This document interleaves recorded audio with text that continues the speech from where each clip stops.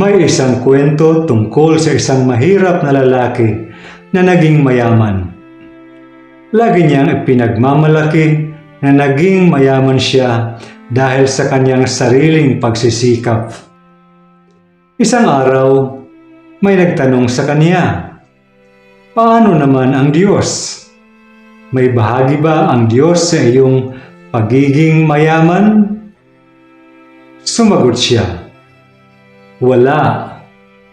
Sa paglipas ng mga taon, muli siyang naghirap sapagkat hindi niya kinilala ang kamay ng Diyos sa kanyang tagumpay. Tayo rin kaya ay natutuksong ipagmalaki kung sino tayo, ang mga bagay na ginagawa natin at ang mga bagay na mayroon tayo? Ang talinong ipinagkaloob sa atin at ang lahat ng mayroon tayo ay hindi lamang bunga ng sarili nating pagsisikap. Ang karunungang taglay natin, ang ating mga kakayahan at ang mga pagpapalang tinatanggap natin ay nagmula sa Diyos. Sa ating ebanghelyo ngayon, tila tumama sa jackpot si Pedro nang masagot niya ang tanong ni Jesus. Ngunit para sa inyo, sino ako? Nakilala ni Pedro si Jesus bilang Mesiyas, ang anak ng Diyos na buhay. Ngunit agad siyang pinaalalahanan ni Jesus na ang pagkakilala niyang ito ay hindi nagmula lamang sa kanyang sariling talino upang unawa. Ang Diyos ang nagbigay liwanag kay Pedro at nagkaloob sa kanya ng biyaya upang makilala niya kung sino talaga si Jesus. Masusi nating pagnilayan ang mga salita ni Jesus kay Pedro. "Mapalad ka, Simon, na anak ni Jonas, sapagkat hindi tao ang nagpahayag nito sa iyo, kundi ang aking Amang nasa langit." Hindi pinili ni Jesus si Pedro dahil siya ay perpekto, pinakamatalino, o higit na karapat-dapat kaysa iba. Pinili siya sapagkat iyon ang kalooban ng Diyos.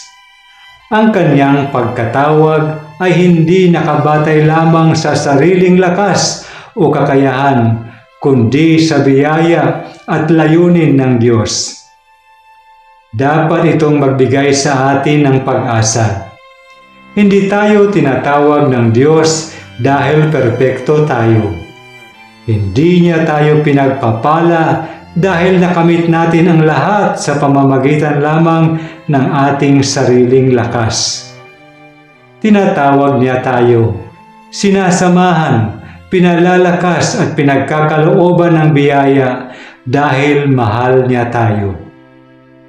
Ang ating bahagi ay manatiling mapagpakumbaba, tapat at bukas sa kanyang kalooban.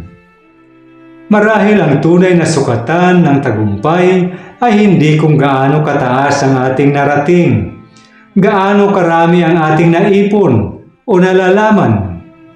Ang tunay na tagumpay ay maaaring makita sa kung patuloy tayong nananatiling mapagpakumbaba at marunong kumilala sa Diyos na siyang nag-angat at umalalay sa atin.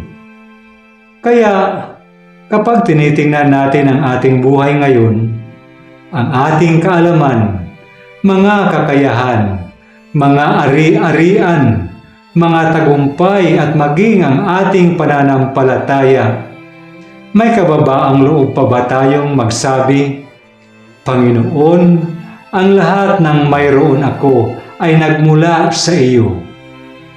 At kung isang araw ay mawala ang lahat ng bagay na ipinagmamalaki nating atin, mananatili pa rin kaya tayong may pusong marunong magpasalamat at magsabi, "Panginoon, sapat nang ikaw ang mayroon ako, sapagkat ikaw ang pinagmumulan ng lahat ng mayroon ako."